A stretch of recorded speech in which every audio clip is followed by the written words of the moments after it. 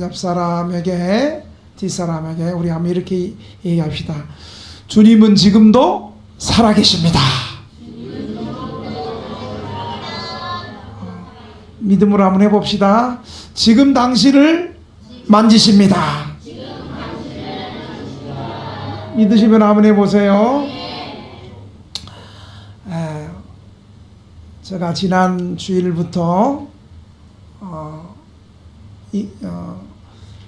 금요일 밤까지 그리스 아테네와 고린도 지역을 다니면서 그곳에서 세미나를 하고 한 500명의 세계 각국의 목회자 지도자들과 함께 교제하면서 또 그들 교회 가운데 일하시고 역사하시는 부흥의 불길을 서로 나누면서 세미나를 하고 2박 3일 세미나를 하고 하루 반나절 정도는 고린도 도시와 그리고 그리스 아테네, 우리 성경에는 오늘 본문에 아덴이라고 얘기하죠. 아덴에 성서 지리답사를 하면서 사도 바울의 제2차 전도 여행을 길을 좀 추적하면서 바울의 복음의 열정을 또 사모하고 또 현지 한 500명의 세계 지도자들과 같이 그 부흥을 불길을 좀 나누며 은혜 받고 돌아왔습니다. 여러분들이 저희 부부를 위해서 많이 기도해 주시고 또 헌금도 해 주셔서 풍성하게 그분들을 또 잘 섬기고 또 돌아왔습니다. 그래서 오늘 이 받은 은혜를 좀 나누고자 합니다.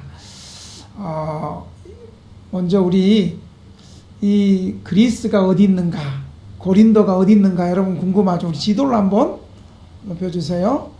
제가 이거 불을 좀 이렇게 좀 이거 좀 그걸 좀 해줘야 되는데 아니 그 불이 아니고 이거 불이 나가는 거 있죠. 예. 자 여기가 갑자기 커졌어요. 제가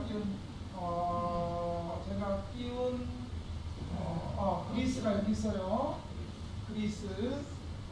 그리스 아테네가 여기 있고 여기서 고린도는 이 아테네에서 조금 이쪽으로 가면 여기 고린도가 있습니다. 이 두 지역을 다니면서 성서 지리답사를 하고 또 아테네에서 여기 있나요? 요 아테네에서 모여서 2박 3일 동안 세미나를 했습니다. 먼저 고린도 아테네는 뭔 소린가 할 건데 사도 바울이 1차 전도 여행 이후에 성령께서 원래 사도 바울은 1차 전도 여행 때 세운 교회를 다시 바울이 또 방문해서 그 교회가 제대로 말씀 위에서 세워졌나 다시 한번 확인하기 위해서 갔는데 성령께서 그리 가지 말고 아시아로 가지 말고 유럽으로 좀 가라. 그러면서 환상을 보여줘서 첫 번째 전도 여행이 그 전도 여행 한번 띄워주세요. 전도 여행 코스 한번 띄워주세요. 글로 쓴 거. 첫 번째 전도 여행이 바로 빌립보성이었어요. 빌립보성 여기 보이죠?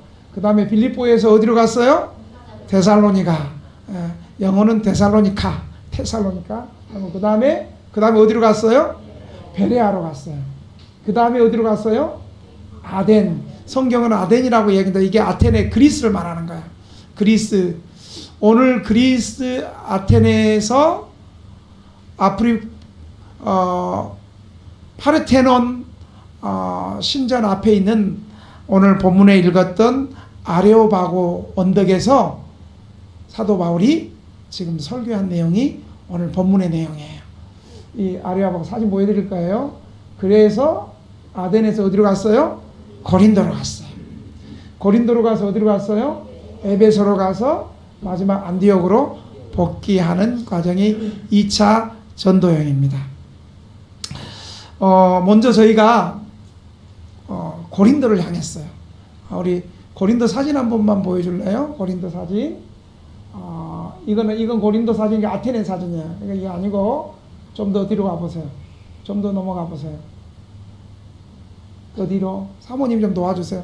이거는 좀 여기 고린도 사진이에요. 자, 여기 고린도인데 주일 저녁 밤 11시 20분에 비행기를 타고 이 아테네에 내리니까 한 10시 정도 됐어요. 그래서 한 10시에서 그리스에서 바로 이 고린도 지역으로 갔어요. 이 고린도 지역은 아테네에서는 1시간 정도 버스를 타고 갔습니다. 여러분, 고린도는 어떤 곳이에요? 고린도는 아테네에서 고린도로 갔을 때 사도 바울이 고린도에서 1년 6개월 동안 그곳에 머물면서 전도했던 지역이 어디라고요? 바로 이 고린도예요. 이 고린도, 여기는 지금 현재 유적으로 보이는 이 고린도는 지금 구고린도, 유적이 이렇게 있는 구고린도, 그 안에는 잘 안 보이죠. 뭐 보고 싶은 사람은 빈자리가 한 3개 있는데 그냥 앉아도 되고 들어도 되고, 꼭 나는 사진을 봐야 되겠다 싶으면 거기서 이쪽으로 나와도 돼요. 이 구고린도, 여기가 이제 사도 바울이 2000년에 개척했던 그 고린도 유적지가 나오는 거예요. 그리고 신고린도, 거기는 현대 고린도 도시를 말하고 있어요. 여러분, 이 고린도가 지금 현대사 유적 가운데 굉장히 중요한 이유는 로마에서 유일하게 남아있는 고대 유적지가 바로 고린도예요. 그래서 굉장히 여기를 많은 사람이 찾고 있어요. 예수 믿는 사람은 당연히 바울의 복음의 열정을 찾기 위해서 가지만, 예수 안 믿는 사람들도 유네스코가 인정한 로마가 유일하게 남겨놓은, 다 파헤쳤는데 고대 유적지 중에 하나가 바로 고린도다. 나머지는 다 새로 정비한 도시고, 이 고린도가 고대 유적지 가운데 그대로 보존되어 있는 것이 고린도다.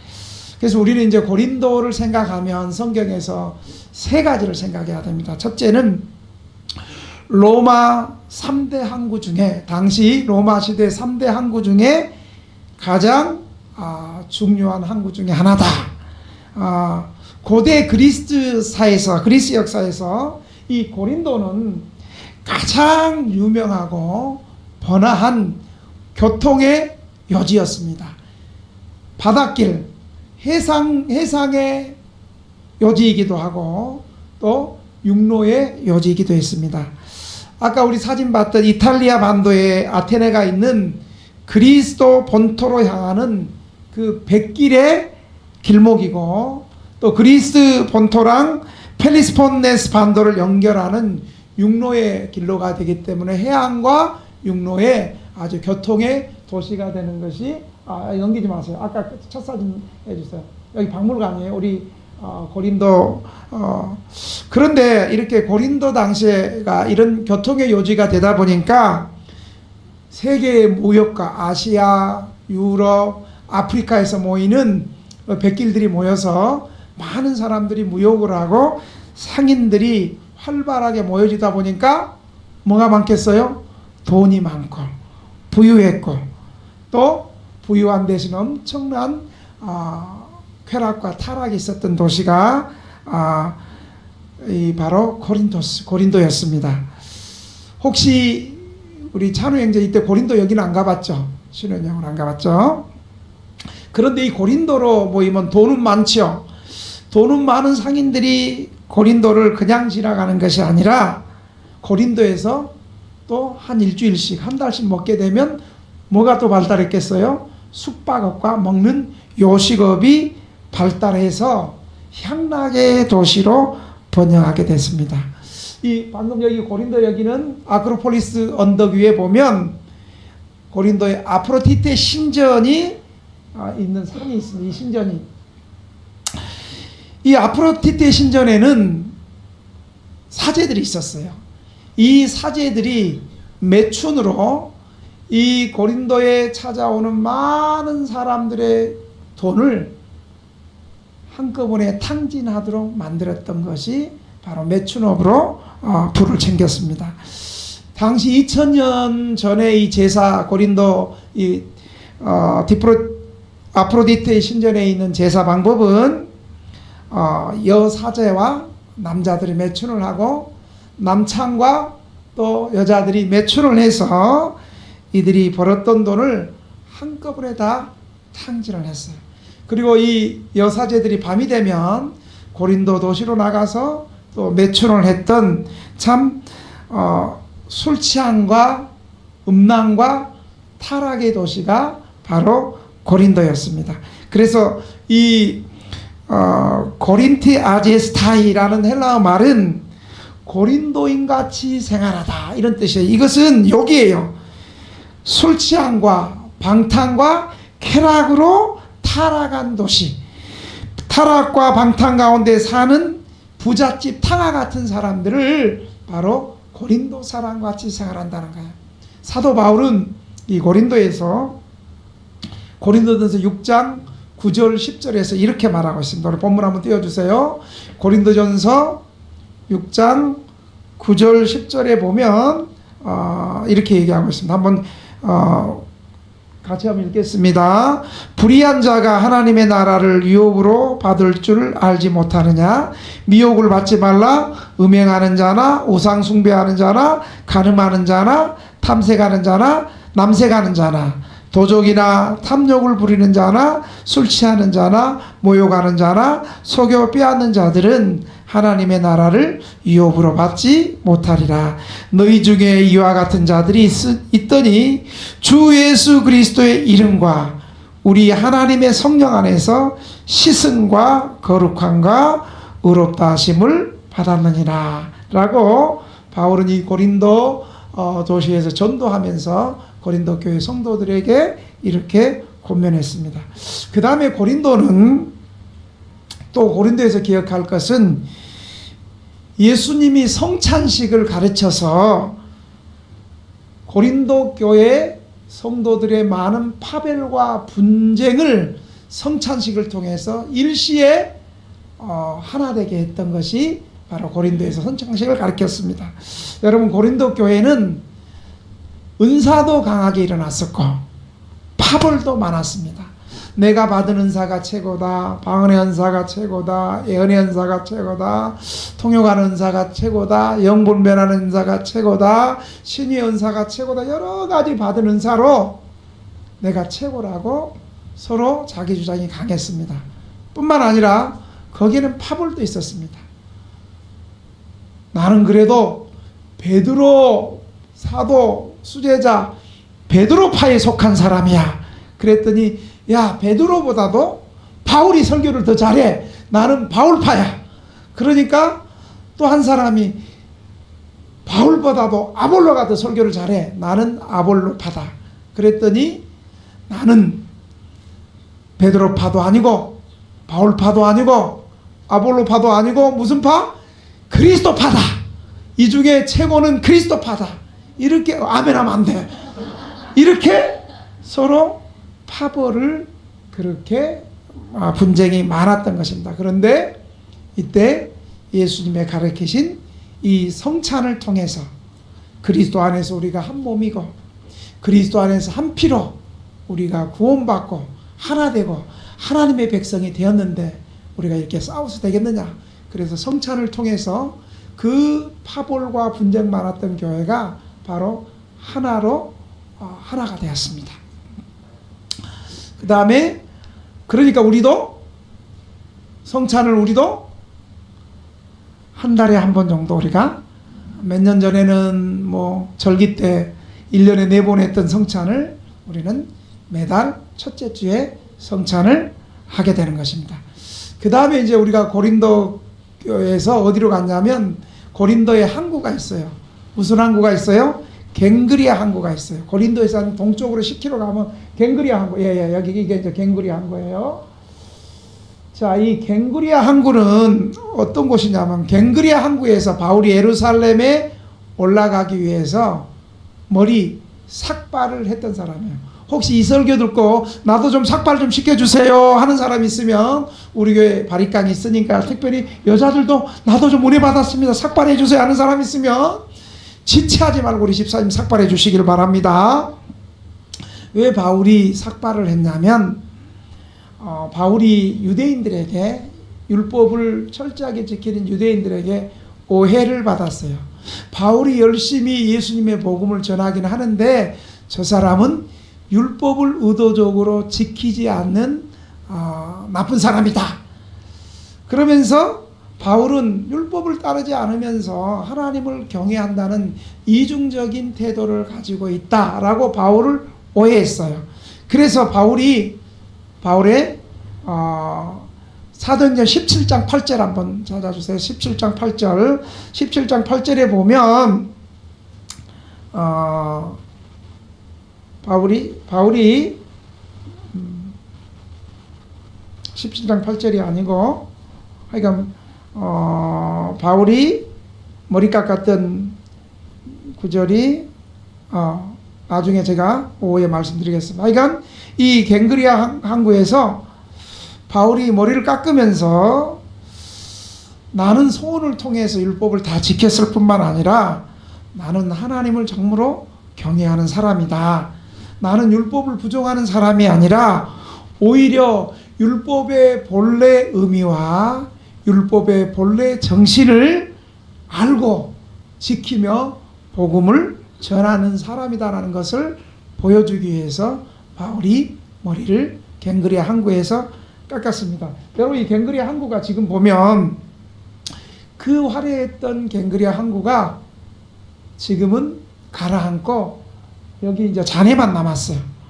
이 바울이 배를 탔던 장소가 잔해만 나왔고 여기서 이제 이쪽으로 쭉 가면 갱그리아 항구 옆에 보니까 해수욕장이 있더라고요.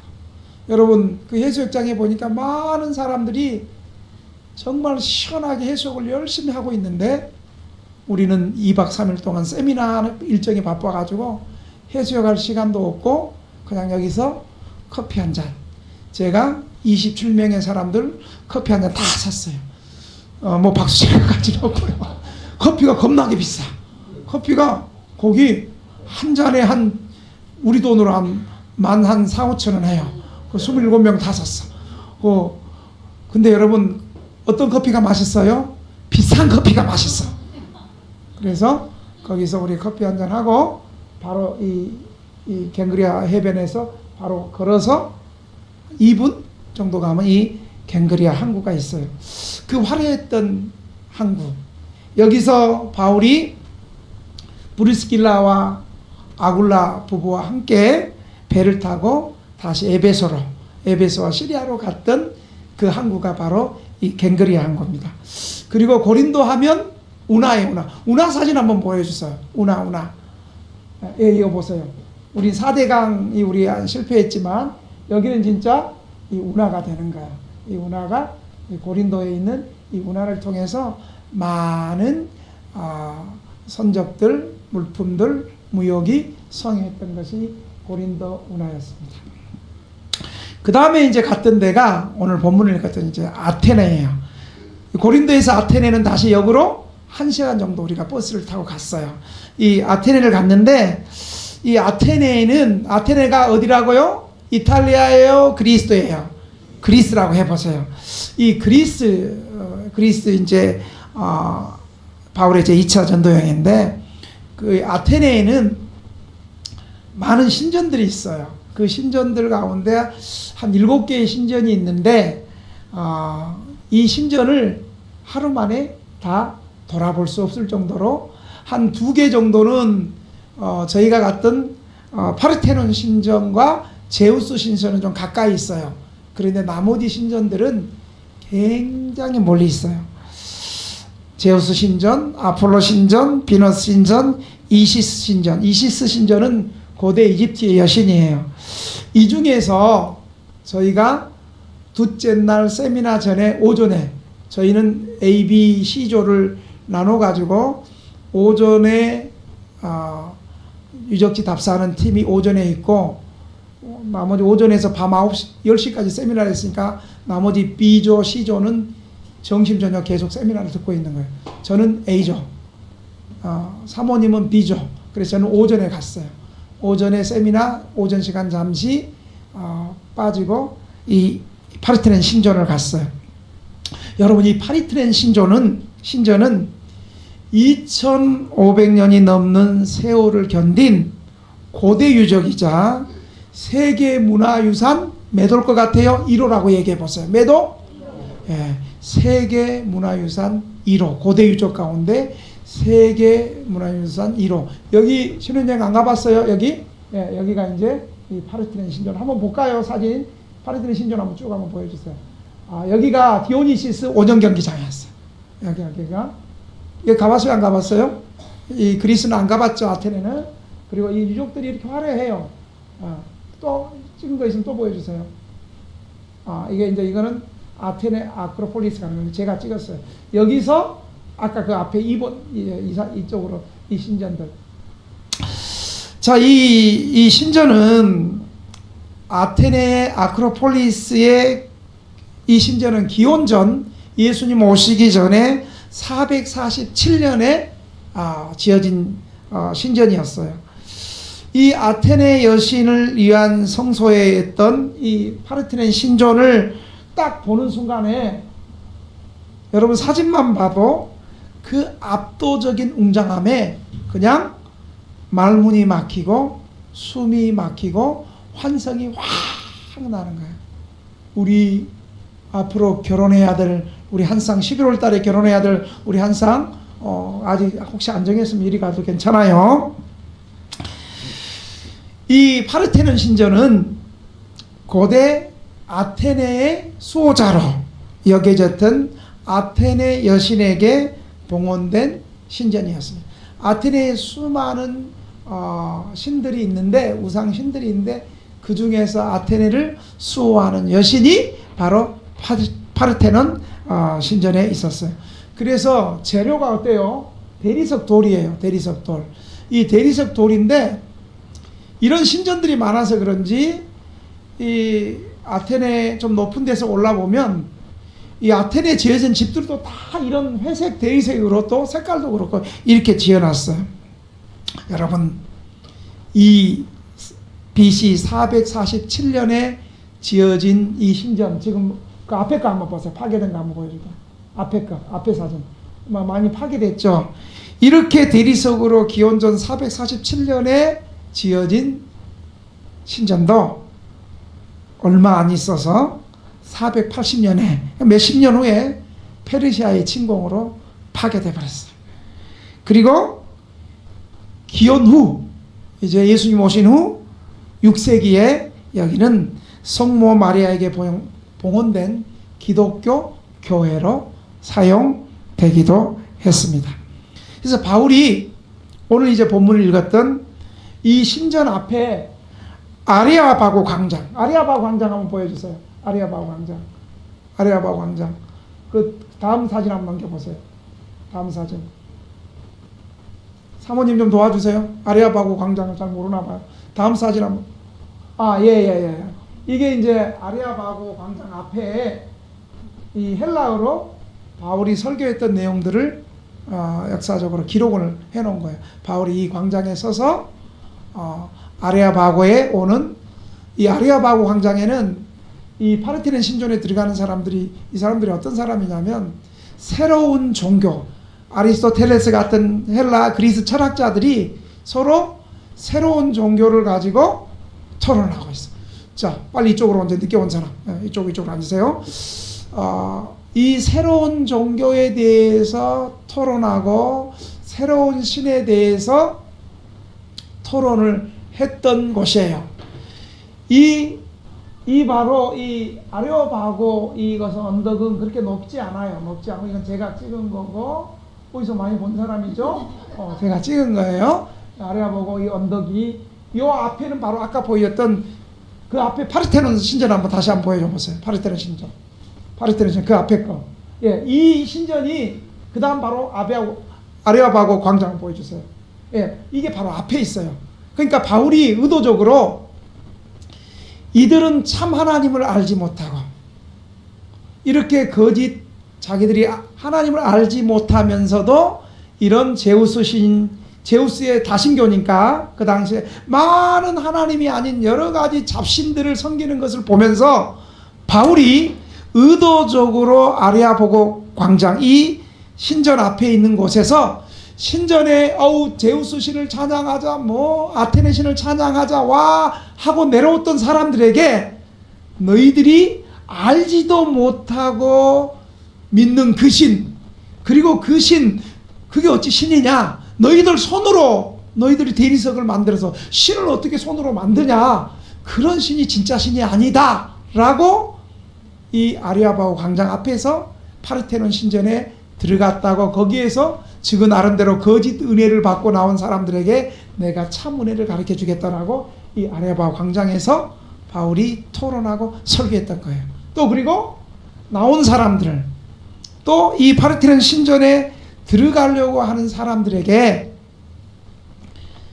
또 바울이 참 너희들은 종교심은 참 많은데 너희들도 알지 못하고 너희들을 구원하지도 못하는 그 신에게 너희들 제사하고 있는데 내가 참된 신을 너희들에게 가르쳐 주겠다. 그러면서 바울이 오늘 본문에 아레아바고 광장 앞에 서서, 이 언덕 앞에 서서, 그리고 언덕 위에 서서 바울이 강하게 설교했던 내용이 바로 아덴에서 아레아바고 광장에서 설교했던 내용이에요. 이 설교를 바울은 크게 한 5가지로 설교해서, 첫째, 한번 따라합시다. 하나님은 하늘과 땅의 주인이 되시고 다스리신다. 하나님이 바로 창조주 하나님하고 설교했던 거. 24절에 보면 바울은 하나님이 어떠한 하나님인가를 성경의 말씀을 들어서 바울이 증거했어요. 하나님은 아테네 당신들처럼 손으로 만든 우상과는 다르다. 특별히 이 만물의 창조자, 하늘과 땅을 지으신 하나님께서 이 세계를 다스리시고 이 세계의 주인이 되시고 이 세계의 주재자가 바로 하나님이시다. 이렇게 복음을 전했어요.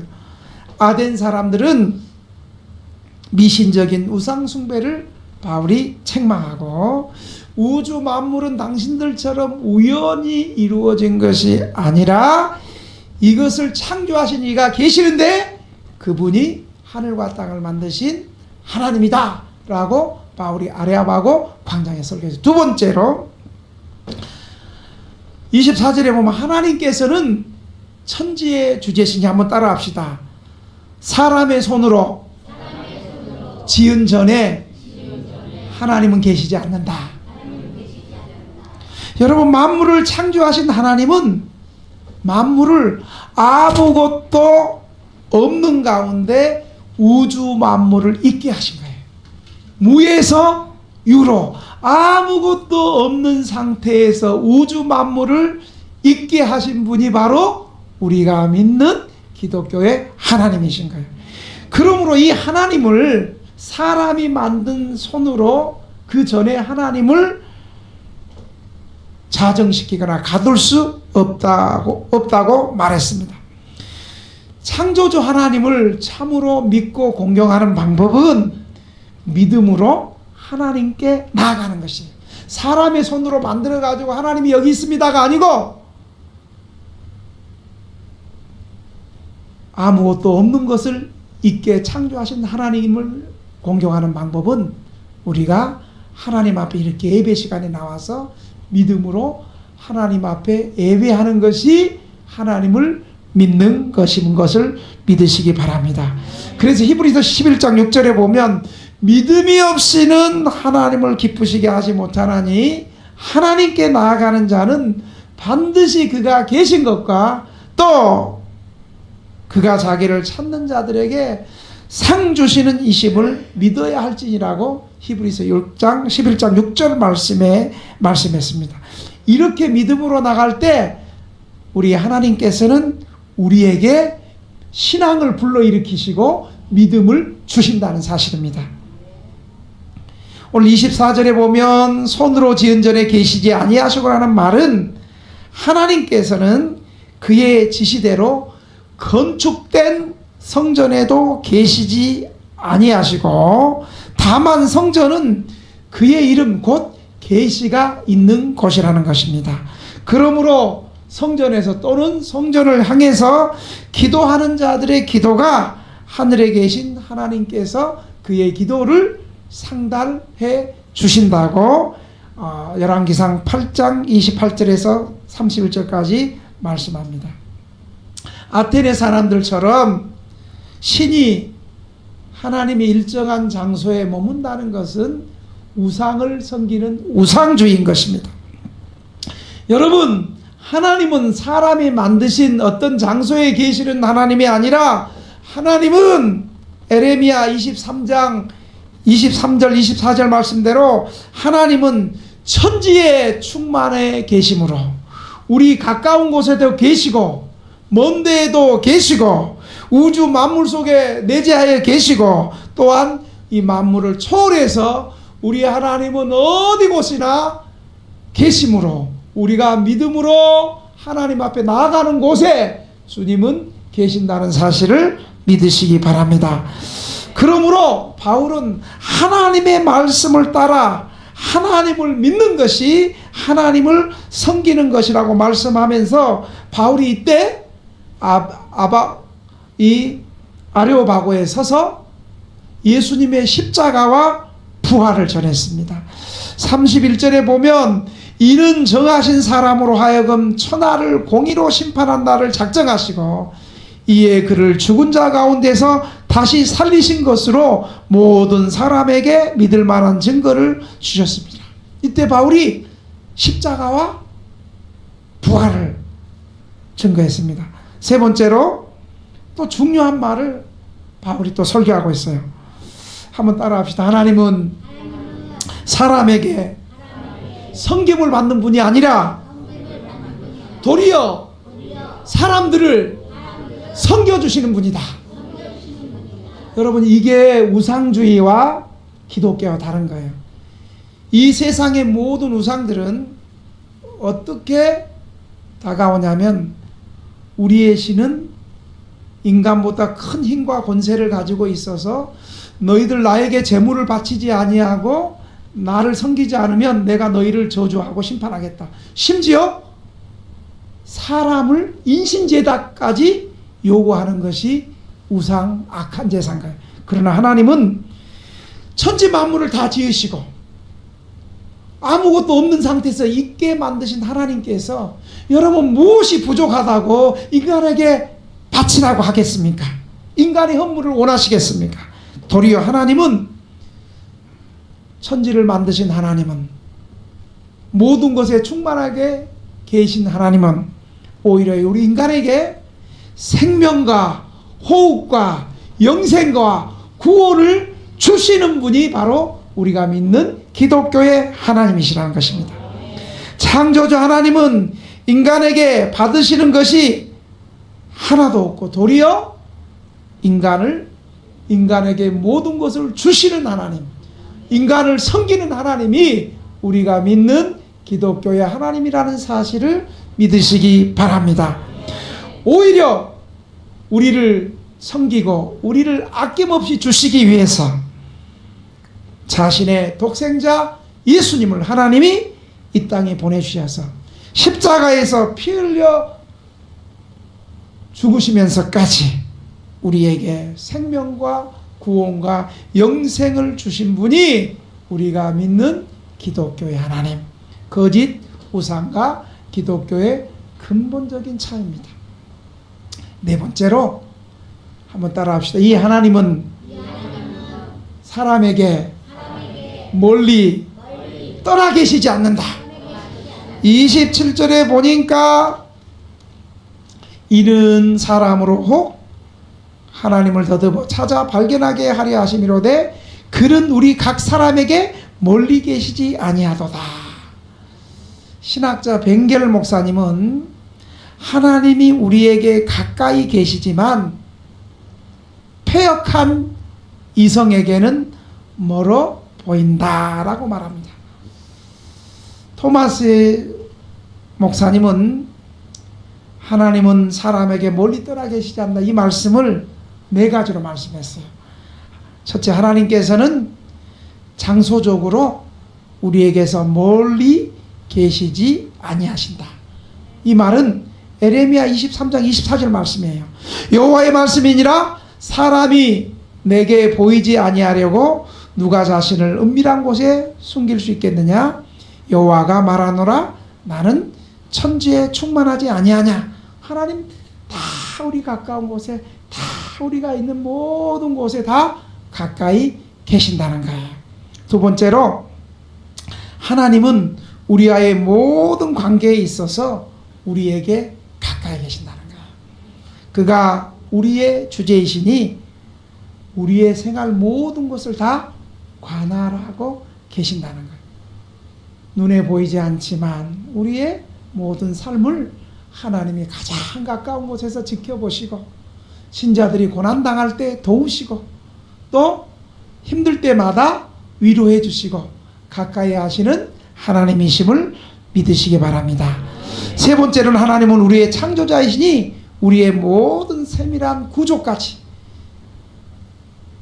아신다는 것. 시편 139편에 보니까 하나님께서 우리 오른 전후 좌우 그리고 우리 오장육부 세밀하게 우리를 다 은밀한 곳에서 지음받을 때까지 어머니 모태에서 오장육부까지 하나님께서 세밀하게 신묘막직하게 다 지으신 우리의 인간의 구조를 하나님께서 다 아신다는 거예요. 그리고 네 번째로는 하나님은 우리를 사랑하시는 그 사랑이 깊고 우리를 불쌍히 여기시는 동정심이 깊고 가깝다는 거예요. 호세아 11장 8절에 보니까 내 마음이 내 속에서 돌이켜서 나의 긍휼이 온전히 불붙어 타도다. 하나님을 떠나서 고통당하는 인간을 보시면서 하나님이 마음이 막 아파가지고 그 고통을 그 심판을 오히려 돌이키시고 가슴 아파하시는 분이 바로 우리 하나님이시라는 사실을 여러분 믿으시기 바랍니다. 그러니까 여러분 우리 자녀들 키워봤잖아요. 때로는 자녀들이 말 안 들어가지고 해초리를 들고 때리면 부모 마음이 시원해요? 그런 부모는 없어. 해초리 들고 때로는 그 자녀들을 인간 만들기 위해서 해초리를 들 때 부모 마음은 더 아픈 거예요. 저도 우리 애들 어렸을 때 회초리를 들고 나면 때리고 나면 맞는 애는 아파서 끙끙대니라고 끙끙 소리 내고 있지만 저는 또 끙끙거리면서 가슴 아파가지고 또 잠 못 자는 것이 그게 여러분 부모의 마음처럼 여러분 우리가 고난당할 때 하나님 어디 계셨어요? 이런 말 하지 마세요. 하나님은 우리가 고난받을 때 그 고난 가운데 같이 아파하시고 같이 힘들어하시고 그 고난을 통해서 이기도록 도우시고 위로하시는 우리 하나님이라는 사실을 여러분 믿으시기 바랍니다. 특별히 하나님께서는 어디 가까이 누구에게 가까이 하시는가? 한번 따라합시다. 간절히 하나님을 찾는 자에게 더욱 가까이 해주신다. 시편 145편 18편에는 여호와께서는 자기에게 간구하는 모든 자, 곧 진실하게 간구하는 모든 자에게 가까이 하신다. 여러분 하나님은요, 하나님의 마음은 어디 있느냐? 기도하는 자들에게. 하나님의 마음이 기도하는 자들에게 있고 하나님의 얼굴이 기도하는 자들에게 있고 하나님의 귀가 기도하는 자들의 기도 소리에 가까이 계신다는 사실을 여러분 믿으시기 바랍니다. 특별히 어렵고 힘들고 고독하고 아플 때 그때 하나님 앞에 나아가 기도할 때 하나님께서 가까이 우리를 만나 주신다는 사실을 여러분 믿으시기 바랍니다. 마지막으로 28절에 보면 한번 따라합시다. 사람은 하나님을 힘입어 기도하며 산다. 이 말은 우리 인간의 생활, 동작, 우리의 존재가 온전히 하나님의 은혜로만 되어진다는 사실을 믿으시면 아멘 해보세요. 이 말은 사람이 하나님을 힘입어 살아간다는 이 말은 우리 인간은 아무리 잘나고 똑똑하고 많이 배우고 힘있다 할지라도 하나님의 능력으로 붙잡아 주심 없이는 우리 인간은 다 실패로 무너질 수 없다는 것을 우리에게 가르쳐 주고 있습니다. 그러니까 여러분 하나님 없이 살아가는 인생, 하나님 없이 돈 많고 높은 지에 있다 할지라도 부러워하지 마세요. 그들은 지금은 잘된 것 같고, 지금은 권력은 잡은 것 같고, 지금은 유명한 것 같고, 지금은 인기 스타 같지만 하나님 없는 자의 인생은 모래 위에 지은 집 같아서 바람이 한 번 불면 와르르 무너질 수밖에 없는 시한폭탄 같은 불안한 인생이라는 사실을 여러분 기억하시길 바랍니다. 여러분, 아무리 어려운 것도 하나님이 붙들어 주시면 되고요, 아무리 쉬운 것도 하나님이 붙잡아 주시면 인생 안 된다는 것을 여러분 기억하시기 바랍니다. 사랑하는 성도 여러분, 바울이 아레오파고 광장에서 서서 설교했던 것을 우리 마음에 새기면서 우리의 남은 인생을 하나님께 맡기고 전능하신 하나님을 힘입어 믿음으로 살아갈 때 하나님께서 도우셔서 지금은 실패한 것처럼 보여도 다시 일어나서 오뚜기처럼 승리하는 인생이 되시기를 주님의 이름으로 축원합니다.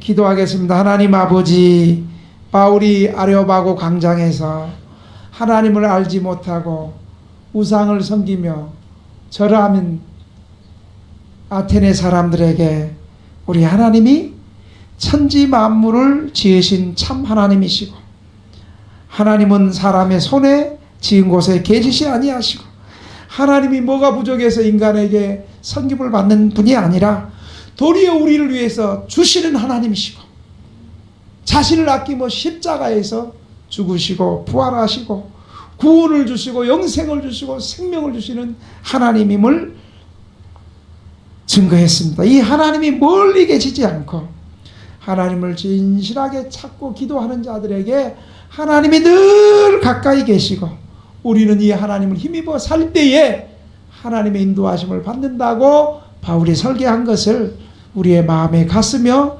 지금 잠시 외롭고 지금 잠시 힘들어 보인다 할지라도 믿음으로 이 하나님 붙드는 복된 성도들 다 되게 해 주옵소서. 예수님의 이름으로 기도합니다. 아멘.